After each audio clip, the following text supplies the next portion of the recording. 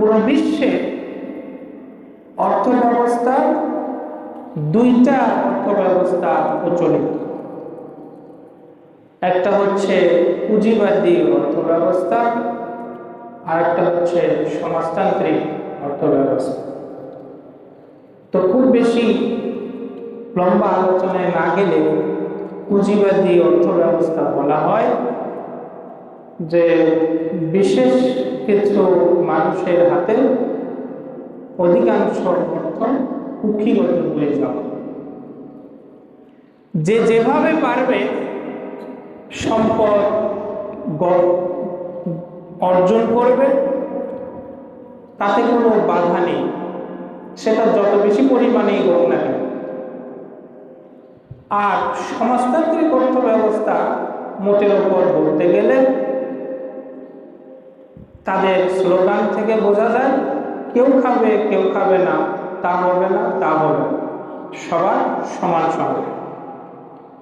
তো এই দুইটারই যেমন এক অর্থে ভালো দিক আছে, অন্য অর্থে আবার মন্দ দিকও আছে।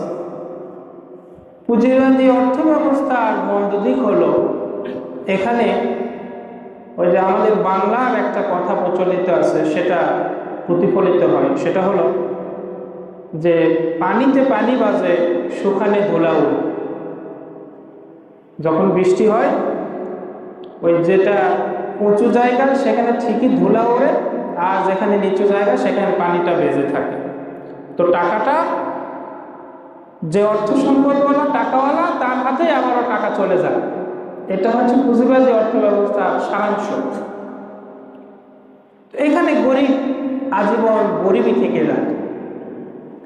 আর সমাজতান্ত্রিক অর্থ ব্যবস্থার মন্দ দিক হলো যে সেখানে অর্থনৈতিক স্বাধীনতা থাকে না।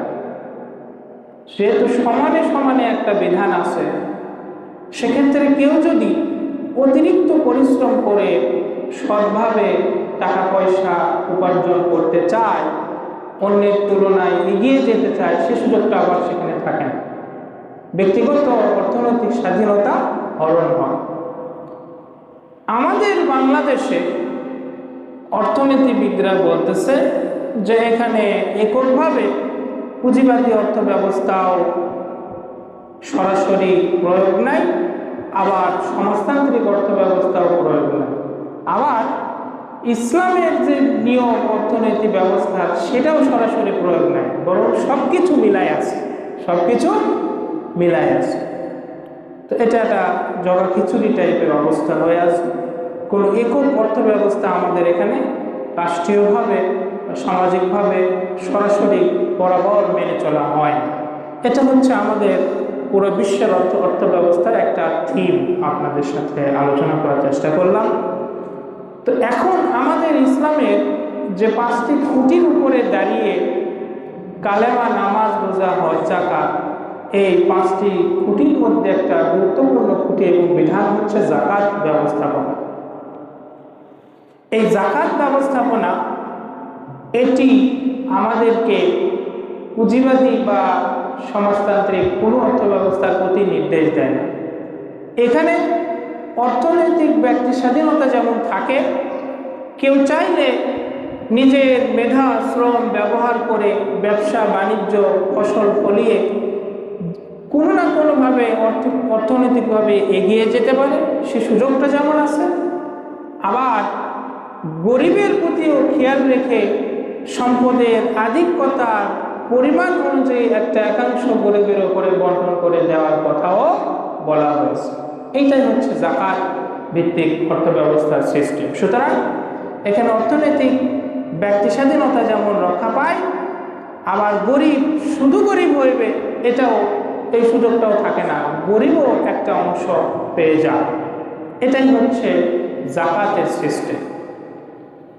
তো আমরা যাকাত কিভাবে নির্ধারণ করতে হয় এটা সকলেই জানি। তারপরও একটা আলোচনা, সেটা হচ্ছে এটা খুবই সহজ সিস্টেম, যে শতকরা 2.5%, 40 ভাগের 1 ভাগ। এখন এটা আমরা কিভাবে গণনা করব? যে সমস্ত জিনিস কেবলমাত্র আমরা সরাসরি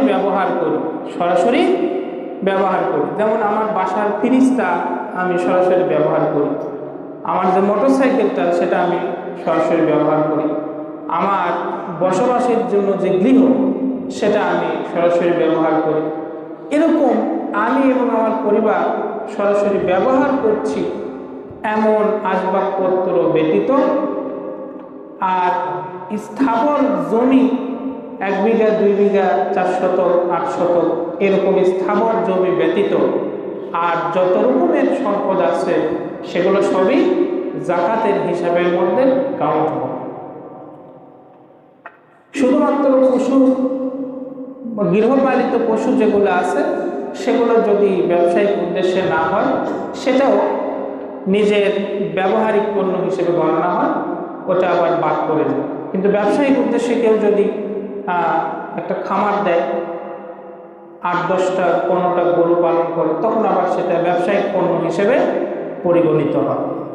তাহলে আমার জমাকৃত যে টাকা সেটা হিসাব হবে, আমার ব্যবসায়িক পণ্যটাও এই টাকার পণ্যের বাজার দর ধরে সেটাও টাকার সাথে গণনা করতে হবে। সেটা যে কোনো পণ্য হতে পারে। কারো যদি ফার্মাসি থাকে তাহলে সমস্ত দোকানে কত ওষুধ হতে পারে সেটার একটা গণনা হবে, সেটার একটা সমপরিমাণ অর্থ হিসাবে আসবে। এরকম যে কোনো ব্যবসা সেটার পণ্যের বাজার দর টাকার সাথে যোগ হয়ে 40 ভাগের 1 ভাগ অথবা শতকরা 2.5%, 1 লাখে 2,500 টাকা, 1 লাখে 2,500 টাকা হিসাব হবে। এখন সর্বোচ্চ কত থাকলে তাকে যাকাতের দিতে হবে এটা ধরতে হবে। তো এটা 52.5 তোলা মানে 52.5 ভরি। সোনার ক্ষেত্রে ভরি বলা হয় আর রূপার ক্ষেত্রে তোলা বলা হয়, কিন্তু যেটাই ভরি সেটাই তোলা। তাহলে 52.5 ভরি রূপার যে টাকা আসে সে টাকা দিয়ে দিতে হবে। তো সোনা এবং রূপার দাম এত বেশি পরিমাণে বেড়ে গেছে, আমি নিজে যখন বিয়ে শাদী করলাম 1-1.5 লাখ টাকার মতো ছিল, এই 2 বছরের ব্যবধানে সেটা 2.5 লাখ টাকার মতো আমি গতকালকেও দেখছিলাম যে 18 ক্যারেট যেটা সেটাও মনে হয় 2,13,000। শুধুমাত্র সনাতনী যে সেটা একটু 2 লাখের নিচে, বাকি সবগুলোই 18, 20, 22 সব 2-2 উপরে। রূপারটাও এরকম 2.5-3 ছিল, সেটা এখন 5, 6, 7 এরকম ভরি ক্যারেট অনুপাতে। তো সেক্ষেত্রে একটা মোটামুটি ভালো অ্যামাউন্টে আসে। ওটা আপনারা এলাকার বাজারে শুনে 52.5 দিয়ে গুণ দিলেই সহজে সেটা বের হয়ে আসবে। তো এই হিসাব করে আমরা যাকাতটা প্রদান করে ফেলবো ইনশাআল্লাহ।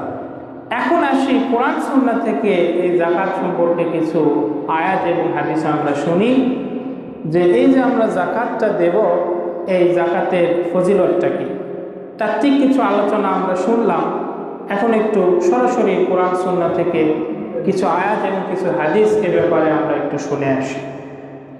সর্বপ্রথম কথা, এটি সূরা আরাফের 156 নম্বর আয়াতে আল্লাহ বলছেন, ওয়ারহমাতি ওয়াসিআত কুল্লা শাইইন ফাসআতুহা লিল্লাযীনা ইয়াত্তাকুন ওয়া ইউতুনাজ যাকাতা ওয়াল্লাযীনা হুম বিআয়াতিনা ইউমিনুন।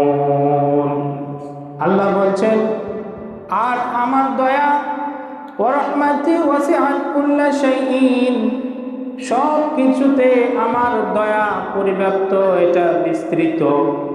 ফাসআতুহা লিল্লাযীনা ইয়াত্তাকুন, সুতরাং আমি আমার রহমত তাদের জন্য নির্ধারণ করব যারা তাকওয়া অবলম্বন করে। ওয়াল্লাযীনা হুম বি ওয়া ইউতুনাজ যাকাত, যারা তাকওয়া অবলম্বন করে, যারা যাকাত দেয়, আর যারা বিআয়াতিনা ইউমিনুন, আমার নিদর্শনে বিশ্বাস করে।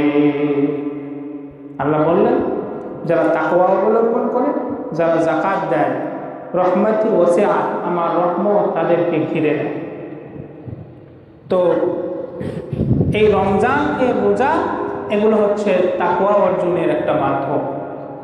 আর যে জাকাতের কথা আলোচনা আমরা করলাম, এই জাকাত প্রদান এর মাধ্যমে আল্লাহর রহমত আমাদেরকে পেয়ে বসে। আবার অন্য আয়াতে সূরা নূরের 56 নম্বর আয়াতে আল্লাহ বলছেন, ওয়া আকিমুস সালাতা ওয়া আতুজ যাকাতা ওয়া আতিউর রাসূলা লাআল্লাকুম তুরহামুন। তোমরা সালাত কায়েম করো, যাকাত দাও, আর রাসূলের অনুগত্য করো, যাতে তোমরা রহমত প্রাপ্ত হও। এই আয়াতেও যাকাত দেওয়াকে রহমত প্রাপ্তির হিসেবে বর্ণনা করা হয়েছে। অনেকগুলো যেহেতু আয়াত হাদিস আছে, তাই কিছু সংখ্যক আয়াত হাদিস আপনাদের সামনে একটু অনুবাদ করে শোনাচ্ছি। আবার সূরা রুমের 39 নম্বর আয়াতে আল্লাহ বলছেন, ওয়ামা আতাইতুম মিন যাকাতিন তুরিদুনা ওয়াজহাল্লাহ ফাউলাইকা হুমুল মুদঈফুন। তোমাদের মধ্যে যারা আল্লাহর সন্তুষ্টির জন্য যাকাত প্রদান করে, তারাই আল্লাহ তাআলার নিকট দ্বিগুণ সওয়াব প্রাপ্ত হবে। যাকাতটা দিতে হবে আল্লাহর সন্তুষ্টির জন্য। আমরা এখানে একটি কথা মনে পড়ে গেল, সেটা হচ্ছে আমরা দেখেছি বিখ্যাত ধনী ব্যক্তি যারা হয়, এক নামে যাদেরকে আমরা এলাকায় ধনী বলি, তারা যাকাত দেয় কিভাবে? ওই ঈদের আগে বান্ডিলে বান্ডিলে শাড়ি, 400-500 টাকা দরের শাড়ি কিনে, এবং এরকম বান্ডিলে বান্ডিলে লুঙ্গি কিনে, এই শাড়ি লুঙ্গি বিতরণের মধ্য দিয়ে তারা মনে করে আমরা যাকাতটা দিয়ে দিলাম। মানুষ তো দেখলো যে হ্যাঁ অমুকে যাকাত দিচ্ছে। দেখা গেল যে বহু সংখ্যক মহিলা একটা করে শাড়ি পাইছে, বাড়িতে গিয়ে এসে বলে না শাড়িটা কোথেকে আনলো, ওই কথার কথা মালিক সাহেব থেকে, খালেক সাহেব থেকে, তারপর অমুকের থেকে শাড়িটা নিয়ে আসলাম। কিসের শাড়ি? যাকাতের শাড়ি। একটা আওয়াজ পড়ে যায় যে অমুক যাকাত দিচ্ছে। কি দিচ্ছে? যাকাত দিচ্ছে। দেখা গেল যে তার 1 কোটি টাকা আছে, 2.5% হিসাব করলে 2.5 লক্ষ টাকা হয়। সেখানে সে 2.5 লক্ষর জায়গায় 50,000 টাকায় শাড়ি লুঙ্গি দিয়ে দিল, আর 2 লক্ষ টাকায় নাই। তো 50,000 টাকায় শাড়ি লুঙ্গি দিলে তো এমনিতেই আশেপাশে 8-10টা গ্রামের মহিলা, অনেক মহিলাই শাড়ি পায় না। তো এই শাড়ি লুঙ্গি দিয়ে যাকাতের আওয়াজ তুলে যারা দেখাইতে চায় আমরা যাকাত দিলাম স্বচ্ছ, কিন্তু আসলে সেখানে যাকাত পরিপূর্ণ আদায় হলো না, তারাই কিন্তু ধোকার ভিতরে আছে। তারা মনে করলো আমরা ধোকা দিলাম, কিন্তু তারা নিজেরা ধোকার ভিতরে আছে। এটা সে আল্লাহর সন্তুষ্টির জন্য দেয় নাই, বরং সে এটা প্রমাণের জন্য দিয়েছে আমি সম্পদশালী যাকাত দিলাম, লোকেরা সেটা জানে। কিন্তু আল্লাহ এই আয়াতে বললেন যে ওয়াজহাল্লাহ, আল্লাহর সন্তুষ্টি অর্জনের জন্য একটু না যাকাত যারা যাকাত দিবে তারাই কেবলমাত্র দ্বিগুণ সওয়াবের অধিকারী হবে। এই উপস্থিতি এরপরে আরেকটা আয়াতে সহিহ বুখারীর হাদিসে রাসূল পাক সাল্লাল্লাহু আলাইহি ওয়াসাল্লাম বলেছেন, ওয়ামান কানা মিন আহলি সাদাকাতি দুইয়া মিন বাবিস সাদাকা।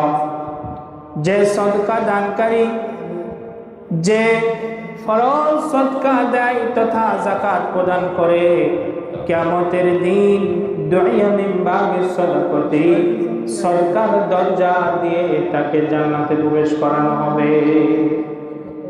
অর্থশালী, সম্পদশালী যারা সঠিক গণনা করে যাকাত দেয়, আল্লাহ বললেন তাদেরকে, নবীজি বলেছেন, ঘোষণা দিয়েছেন যে তাদেরকে জান্নাতের সদকার দরজা দিয়ে, যাকাতের দরজা দিয়ে তাদেরকে প্রবেশ করানো হবে। তো যাকাতের দুনিয়াবি উপকার হইল যে এই সম্পদ এটা পবিত্র হয়ে যায়। এটা কি হয়? পবিত্র হয়ে যায়। খুয মিন আমওয়ালিহিম সাদাকাতান তুতাহহিরুহুম ওয়া তুযাক্কিহিম বিহা ওয়া সাল্লি আলাইহিম ইন্না সালাতাকা সাকানুন লাহুম ওয়াল্লাহু সামিউন আলীম। আল্লাহ বলছেন সূরা তাওবায়, খুয মিন আমওয়ালিহিম সাদাকা, হে নবী, আপনি হিসাব করে করে মুসলমানের সম্পদ থেকে যাকাত গ্রহণ করুন। তুতাহহিরুহুম ওয়া তুযাক্কিহিম বিহা, এই ধনবান ব্যক্তিদের থেকে যাকাত গ্রহণ, এটা তাদেরকে পবিত্র করে এবং সম্পদকে বরকতময় করে দেয়। সুবহানাল্লাহ। সুতরাং যাকাত এটা ফরজ বিধান। এখানে ৯-৬ পণ্য করে শুধু লঙ্গি শাড়ি দিয়ে আমরা পরিত্রাণ পেতে চাইলে সেটা কিন্তু সম্ভব নয়। গুণে গুণে সহজ হিসাব, 2.৫%, কঠিন কিছু না, এটা আমাদের দিতে হবে। এটা না দেওয়ার ভয়াবহতা আছে, আবার দিলে তার দ্বিগুণ সওয়াবের কথাও এসেছে। তো দিলে যে সওয়াব হয় সেটার কথা আপনাদের সামনে বললাম। একটু আযাবের একটা কথা বলে আমি ইনশাআল্লাহ শেষ করছি। সূরা তাওবার আরেকটি আয়াতে আল্লাহ বলছেন, ওয়াল্লাযীনা ইয়াকনিজুনা আয-যাহাবা ওয়াল ফিদ্দাতা ওয়া লা ইউনফিকুনাহা ফী সাবিলিল্লাহি ফাবাশশিরহুম বিআযাবিন আলীম। আর যারা স্বর্ণ ও রৌপ্য পুঞ্জীভূত করে রাখে, তা আল্লাহর পথে ব্যয় করে না, তাদের যন্ত্রণাময় শাস্তির সুসংবাদ দাও। দেখেন, প্রদান করলে যেরকম একটা সুসংবাদের কথা আসছে, না প্রদান করলে সেখানেও একটা ধমকের কথা আসছে। এখানে বললেন যারা স্বর্ণরূপা পুঞ্জীভূত করে রাখে, আমাদের টাকা পয়সাটা স্বর্ণরূপার প্রতিনিধিত্ব করে। প্রত্যেকটা টাকায় লেখা থাকবে, দেখবেন ইহার বাহককে এটা দিতে বাধ্য থাকবে। আপনার কাছে 100 টাকা থাকার অর্থ হলো 100 টাকা সমমূল্যের সোনা অথবা রূপা আছে। যেহেতু সরাসরি কাঁচা সোনা রূপা নিয়ে বেড়ানো, ব্যবহার করা কেনা বেচার জন্য অসম্ভব, এই জন্য রাষ্ট্রীয় পদ্ধতিতে ওইটার প্রতিনিধি স্বরূপ একটা টাকার মানসম্পন্ন একটা টাকা, কাগজের নোট আমাদেরকে দেওয়া হয়। সুতরাং আমরা এই সোনারূপা এগুলো যদি পুঞ্জীভূত করে রাখি, ব্যাংকে টাকা জমা রেখে সেখান থেকে রেমিটেন্স খেতে থাকি এবং সেটা যাকাত যদি না দেয়, আল্লাহ বলছেন ফাবাশশিরহুম বিআযাবিন আলীম, একটা ভয়ানক শাস্তির সুসংবাদ দাও। এখানে একটা সূক্ষ্ম দিক আছে, সেটা বলে শেষ করছি, যে সুসংবাদ কি ভালো জিনিসের হয় নাকি খারাপ জিনিসের হয়? ভালো জিনিসের হয়। তাহলে এখানে আযাবের কথার সাথে আল্লাহ সুসংবাদ কেন বললেন? তার মানে আল্লাহ মশকরা করেছেন, যারা সোনারূপা পুঞ্জীভূত করে রেখে যাকাত দেয় না, তাদেরকে শুধুই আযাবের কথা বলে নাই, মশকরা করে বলেছেন যে আযাব তো হবেই, কেমন আযাব হবে সেটা সেই দিন তোমরা বুঝতে পারবা। একটু হেসে হেসে বলেছে, যে কথা আমরা অনেক সময় এমন হয় যে আমরা ঘটনাটাকে একটু আরো বড় করে, আরো বাঁকা করে, একটু তীক্ষ্ণতা বাড়িয়ে বোঝানোর জন্য আমরা সহজ কথাটাকে একটু আরো সহজ করে বলার চেষ্টা করি, হেসে হেসে বলি, কিন্তু কথাটা মানুষকে আঘাত দেয়। তো এখানে আযাবের কথাকে সুসংবাদ বলে আল্লাহ বোঝাইলেন কঠিন আযাব আরো বেশি হবে। তো আমরা ইনশাল্লাহ আমাদের যাদের যাকাতের যে হিসাবটা বললাম ওই অনুপাতে যাদের যাকাত এসে যায়, সেটা যে পরিমাণই হোক না কেন আমরা যথাযথভাবে আদায় করে দেব। সম্পদ বরকত হবে এবং পবিত্র হবে ইনশাআল্লাহ।